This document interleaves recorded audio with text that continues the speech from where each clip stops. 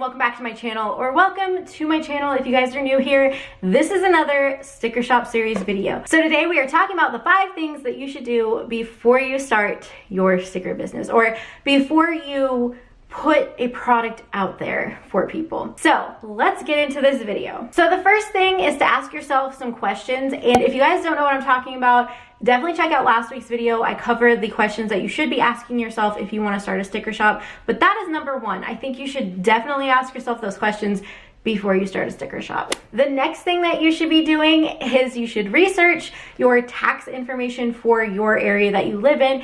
Every state here in the United States, I think, is different with their requirements if you're a business, if you're selling a product. So definitely research where you live. I'm not an expert on taxes or anything like that, but I did research what I needed to do for where I live. Taxes is something that is really important, and you don't want to start this and not know what you're doing and get in trouble for it. So definitely check out what you need to do to start a business in your area. Next up is you need to pick a shop name.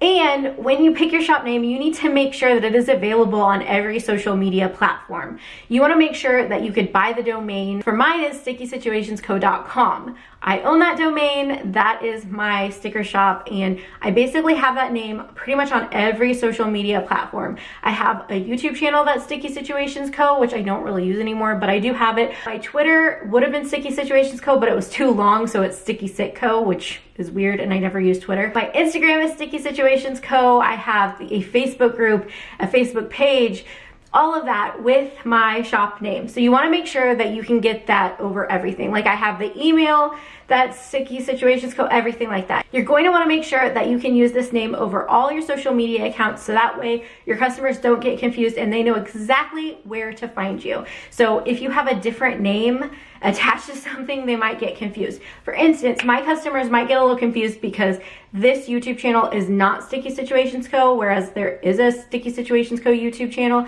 That one is also me. But it just so happened that people started watching videos over here, and so I kind of use this as my everything channel, but I do put it on my business card where they can find me. But honestly, it would be a lot easier if I had done these videos on that channel, because then it would have all just flowed, everything would have been the same name. So definitely make sure that when you're picking a name, it is something that is available across all the social media platforms. That way it's just everything is together, you know what I mean? We all just want to be together. So make sure that you pick a name that you can get all those social media accounts with.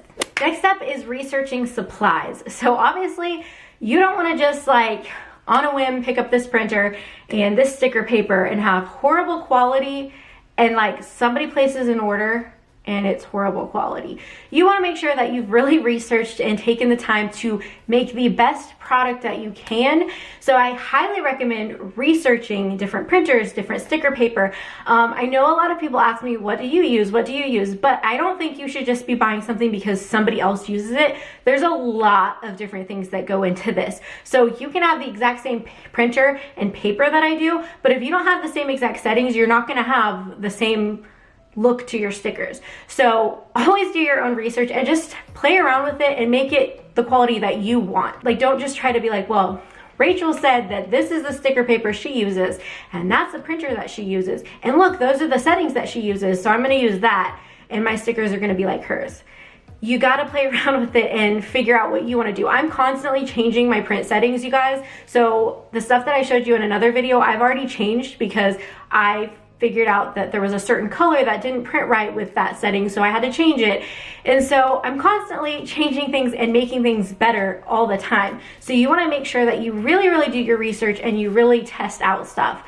So I'm going to be diving into products such as printers, cutting machines, paper, all of that. Each are going to have their own separate video, so we're gonna really dive into it. So definitely subscribe if you guys want to see that. That will be coming in the next couple of weeks, but definitely do your research. Don't just take somebody's word for it and be well, Online Labels is the best sticker paper. No, you want to make sure that you've tried other sticker papers and you've tried other things, because you want to make your product stand out.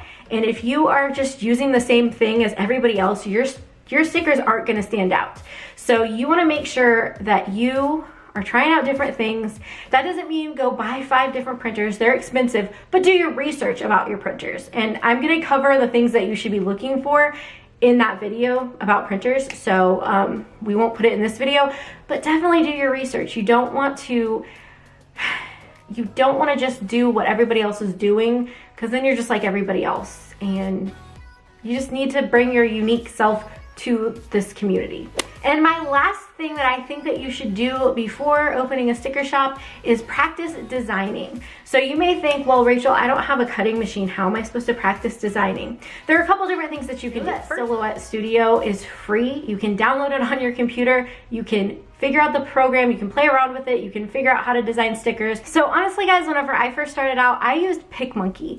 So I would design stuff in PicMonkey and then I would import it into Silhouette Studio and cut it from that. And I did not know how to design in Silhouette Studio, but I took the time one day to sit down and learn Silhouette Studio, and guys, it was life-changing. So definitely recommend Silhouette Studio. But like I said, you can design in PicMonkey, you can design in Silhouette Studio, you can design in Photoshop. There's so many different ways, and some of them are free. So definitely check out those things and start designing and playing around with it and figuring out your style of stickers. That way you avoid opening a shop and then realizing down the road that like you don't even like designing stickers. Definitely practice, try to figure out the program. It's gonna make your life a lot easier.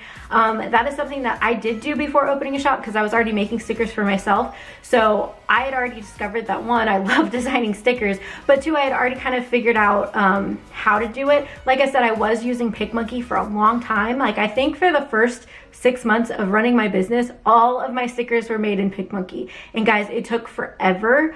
I'm so glad I figured out Silhouette Studio because it was a game changer. Game changer.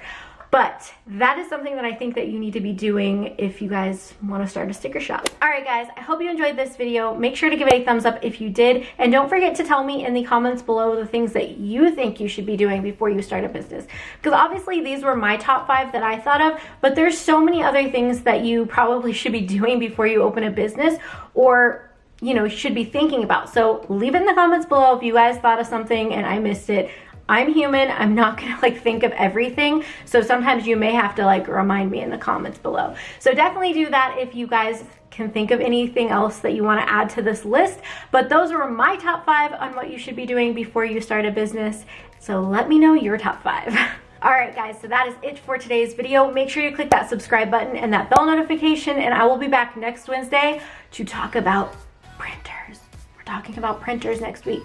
Subscribe. Bell notification. You don't want to miss it. So thank you guys so much for watching this video, and I will see you guys next week. Bye, guys.